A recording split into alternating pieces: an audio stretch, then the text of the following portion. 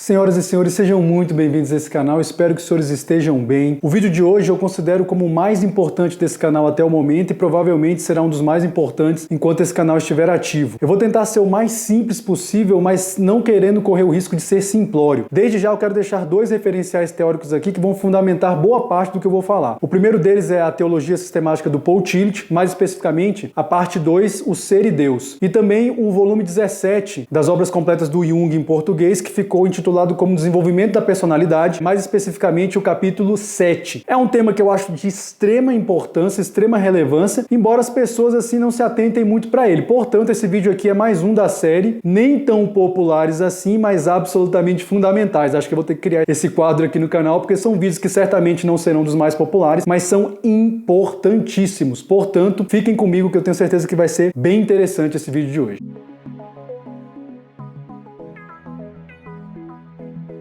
Uma das disputas mais antigas dentro da filosofia e da teologia é a que existe entre os defensores do livre-arbítrio ou doutrinas contingencialistas e os defensores do fatalismo ou de doutrinas deterministas. Os defensores do livre-arbítrio dizem que não existe um futuro pré-determinado ou pré-escrito. Segundo essas pessoas, as nossas ações, as nossas atitudes e as nossas escolhas é que vão escrevendo o futuro. Portanto, não há absolutamente nada pré-determinado. Já os defensores da visão mais fatalista e determinista, da qual eu faço parte já há muitos anos na minha vida, dizem que a ação humana é secundária, porque os fatos mais importantes da história já foram pré-escritos, já foram pré-determinados e, portanto, nossa ação ela é totalmente secundária e irrelevante no acontecimento desses fatos. Essa é uma disputa antiquíssima, como eu disse, dentro da teologia cristã, só para citar alguns exemplos, né? Foi a disputa que aconteceu entre Agostinho e Pelágio e a disputa que séculos mais tarde aconteceu entre os arminianos e os calvinistas. Quando eu ainda era um cristão institucional, eu sempre me identifiquei como um calvinista. Hoje eu já não me identifico assim porque eu acho que a minha cosmovisão é mais ampla do que o próprio calvinismo e engloba o próprio calvinismo, portanto. Mas eu não deixei de ser um fatalista, na verdade eu sou um determinista. Eu não vou nem estabelecer aqui uma diferença muito marcante entre fatalismo e determinismo, porque para fins práticos não é necessário. Hoje eu acho que a maioria das pessoas acreditam no livre-arbítrio. Pouca gente hoje acredita em destino. Você fala de destino, a maioria das pessoas não acredita. Elas acham que elas podem decidir, escolher, né, se vão pela direita ou se vão pela esquerda e decidir a vida delas. No passado isso era o contrário. Eu acho que a maioria das pessoas eram fatalistas, né? Num passado bem distante, talvez na Grécia clássica, por exemplo, se você estuda os mitos, todos eles são bastante fatalistas. Então, essa é uma discussão muito antiga, eu não vou aprofundar muito aqui, porque é importante a gente saber isso. De um lado, existem aqueles que defendem o livre-arbítrio humano como aquele que escreve a história por meio das ações dos homens, e do outro lado, existem aqueles mais fatalistas que simplesmente acreditam que a história já está escrita e que nós simplesmente participamos tomando consciência ou não disso. Acontece que até ali, o início do século XX, mais ou menos, penso eu, pelo menos aqui no Ocidente, as pessoas ainda acreditavam, quer por escolha, quer por alguma pré-determinação, elas ainda acreditavam que elas caminhavam em uma direção. As pessoas tinham um sentido na vida. Elas caminhavam em direção ao alvo e que a vida tinha uma finalidade, que existiam referenciais de certo, referenciais de errado, existiam, enfim, escolhas e caminhos para quem acreditava em livre-arbítrio ou caminhos pré-determinados para quem era mais fatalista, que nos conduziam a uma direção, seja ela qual fosse, mas nós caminhávamos em uma direção. Pois bem, no século XX surge uma doutrina que bagunça tudo isso, que é o relativismo. E o que é o relativismo de uma forma bem simples aqui, sem querer ser muito prolixo? O relativismo diz o seguinte: não existe uma verdade absoluta. Tudo depende da perspectiva na qual um sujeito se coloca diante de um determinado objeto. Tudo é relativo. E aí você tem um relativismo moral, cultural, você tem um relativismo aplicado à física e você tem o relativismo existencial. Um exemplo bem rápido aqui de relativismo, por exemplo, geográfico. Você que está me ouvindo agora está no Guará, está mais próximo de mim, né? O Guará é um bairro aqui do Distrito Federal, eu estou falando do Sudoeste, que é um outro bairro. Então você que está no Guará está mais próximo de mim do que alguém que está em São Paulo. Só que essa pessoa que está em São Paulo, por sua vez, está mais próxima de mim do que alguém que está no Japão. Só que, mesmo você que está no Guará, está mais distante de mim do que o meu vizinho aqui do lado. Então você vê que esse referencial de distância, ele é relativo, depende de como eu me posiciono em relação ao objeto. E aí o relativismo ele é aplicado no campo moral, no campo existencial, no campo filosófico, no campo da física. E aí eu acho que o relativismo aplicado principalmente ao campo existencial e moral foi que fez uma bagunça enorme no século XX. E de lá pra cá as coisas foram só realmente perdendo sentido. Eu não sou um relativista, eu realmente tenho sérias críticas ao relativismo, eu acredito sim em uma verdade absoluta, acredito numa direção, portanto eu sou suspeito para falar do relativismo. Eu não vou me aprofundar muito nele aqui porque eu pretendo fazer um vídeo no futuro. Mas o que foi o grande problema do relativismo para mim? O relativismo é um dos grandes responsáveis pela perda do sentido que o homem contemporâneo tem. Principalmente a partir da metade do século XX para cá, houve uma crescente perda do sentido da vida para milhares de pessoas no Ocidente. O homem até o início do século XX ele ainda acreditava estar caminhando numa direção, fosse por escolha ou fosse por uma pré-determinação, ele acreditava estar caminhando numa direção. Mas aí vem o relativismo e diz o seguinte, meus amigos, na verdade não existe direção nenhuma. Ninguém caminha em direção a nada. Nós saímos do nada e caminhamos em direção ao nada. Parece até um pouco existencialista isso, né? Isso para mim é aquilo que o Bauman fala muito a respeito da modernidade líquida. Nós já não temos mais referenciais porque quando nós acreditamos estar tendo algum referencial, esse referencial foge das nossas mãos, é tudo muito fluido, é tudo muito líquido. Então o relativismo moral para mim é um dos grandes responsáveis por essa grande depressão moderna que o homem, né, atualmente sofre, essa perda de sentido. Para mim, uma definição muito interessante do que seria o relativismo é aquele diálogo que acontece entre Alice e o gato no livro Alice no País das Maravilhas. É interessantíssimo. Alice, num determinado momento do livro, está perdida num local e ela encontra o gato. Eles iniciam um diálogo muito interessante. Alice pergunta para o gato o seguinte: eu só queria que você me dissesse um caminho para eu tomar. E o gato responde: bom, isso depende de para onde você quer ir. E Alice então replica: tanto faz. E o gato finaliza: bom, então tanto faz que caminho você tomar. E é exatamente isso, né? Resumindo, todos os caminhos são bons para quem não sabe onde quer ir. E o homem moderno é um homem que já não sabe mais onde quer ir. Como eu disse, eu não sou um defensor do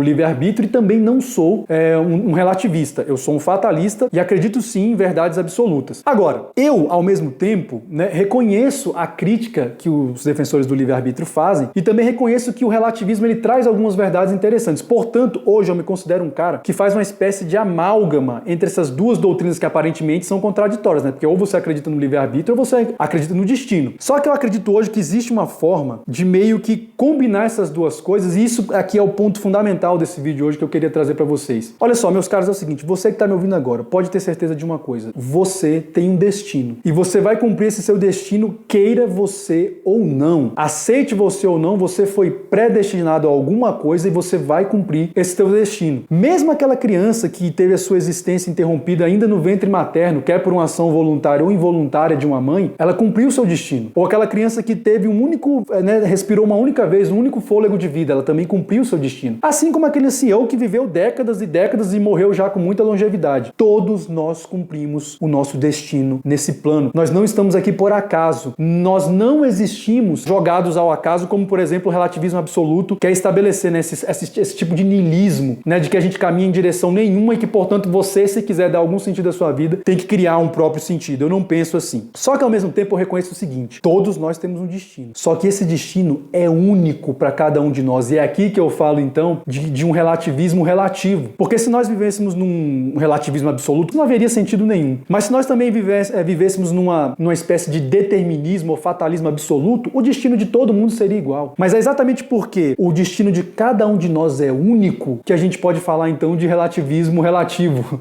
Como eu estou dizendo, eu espero não estar sendo muito confuso. Eu sei que para muita gente esse assunto vai ser confuso, mas ele é fundamental. E por que eu estou dizendo isso, meus caros? Teve até algumas pessoas que sugeriram, poderia fazer um vídeo sobre Red Pill. Meu amigo, não tem introdução melhor a Red Pill do que isso que eu estou te falando agora. Sair da matriz, sair da caverna é exatamente isso, é tomar consciência do seu destino. Quanto mais você evolui espiritualmente, mais você toma consciência do seu destino. E é aqui que reside o livre-arbítrio. O livre-arbítrio, na minha concepção, ele não reside em mudar aquilo que está destinado a você, mas em ser um agente que tem consciência do seu próprio destino e aí sim, ao invés de ser apenas um títere ou um fantoche nas mãos do destino, você se torna o protagonista do seu próprio destino. Você passa a tomar consciência do que é o seu destino. Ora, o filme Matrix, né, ou Matriz, que foi o que inspirou a Red Pill, né, eu não estou falando aqui é claro, eu vou fazer um vídeo ainda sobre o livro do Rollo Tomassi, ele fala muito sobre essa questão da Red Pill, né, a nova masculinidade tem um assunto muito comentado na nova masculinidade, exatamente essa questão de Red Pill, eu vou fazer um vídeo específico sobre isso, mas a Red Pill que eu estou falando aqui agora, cara, ela é muito mais ampla do que aquela que o Rollo Tomassi apresenta no livro dele, sabe? É a verdadeira saída da caverna da qual o Platão fala, é a saída da matriz, né? Se você, olha, o filme Matriz é um filme extremamente fatalista, determinista. O destino do Neo é traçado já no primeiro filme. Todo mundo sabia que ele iria morrer. Outro dia eu ouvi os diretores falando que parece que vai ter uma sequência agora. Faz parte do destino do Messias também a ressurreição, né? Então pode ser que um quarto filme aí trabalhe essa questão, mas em princípio o filme é extremamente determinista. A grande questão aqui é você ter consciência de qual é o seu destino. Existe uma discussão entre os fatalistas a respeito de se todo mundo tem um destino ou se só algumas pessoas teriam um destino. Eu defendo que todos nós temos um destino, né? Não acho que algumas pessoas são meros figurantes ou meros coadjuvantes na existência, enquanto outras foram destinadas a alguma coisa. Todos nós temos um destino. Agora, nem todos vão tomar consciência desse destino, porque nem todos vão utilizar o seu livre-arbítrio para isso. Muitas pessoas vão se iludir achando que elas vão conseguir mudar a história da vida delas, enquanto que, na verdade, o melhor que elas fariam é tomar consciência daquilo que foi destinado a elas. É exatamente nesse ponto que o Jung fala muito de individuação. E o que é individuação? É aquele processo que você se desliga da massa, aquele processo que você sai da matriz ou que você sai de dentro da caverna e toma consciência de quem você é. Nesse processo você se torna o senhor do seu destino, porque você passa a ter consciência dele. Esse assunto, gente, é absolutamente fundamental. Se você não quiser ser simplesmente uma vítima das circunstâncias, aquele tipo de pessoa que sempre fala assim, ai, por que eu fiz isso? Por que eu fiz isso? Você fez isso porque tinha que ser feito. Agora, quem tem consciência do próprio destino diz exatamente isso. Eu fiz aquilo porque era aquilo que tinha que ser feito. Hoje em dia, como eu falei, a maioria das pessoas não acredita muito em destino. A maioria das pessoas realmente acredita nessa potencialidade toda do livre-arbítrio. Definitivamente não sou um defensor, então, dessa teoria. Eu acho fundamental exatamente essa consciência de que o nosso destino é único, você não vai conseguir evitá-lo, mas você pode, através do seu livre-arbítrio, tomar consciência do seu destino. Ou seja, o livre-arbítrio, ele atua do ponto de vista psicológico, porque do ponto de vista factual, todos nós temos um destino. E você irá cumprir o seu destino, queira você ou não. A grandiosidade de alguém ou a sua pequenez diante da existência reside exatamente nesse sentido. Você tomar consciência do seu destino ou você ser simplesmente uma vítima dele. Meus caros, eu sei que esse vídeo pode ter sido um pouco confuso e um pouco complicado para algumas pessoas entenderem, mas de qualquer forma era fundamental falar isso aqui, porque vai fundamentar muita coisa que eu vou falar daqui para frente e coisas que eu já falei daqui para trás. O próximo vídeo eu pretendo gravar sobre as famosas mulheres exceções. Será que elas realmente existem? Eu chamo de cisne negro, né? O pessoal migtal chama de unicórnio.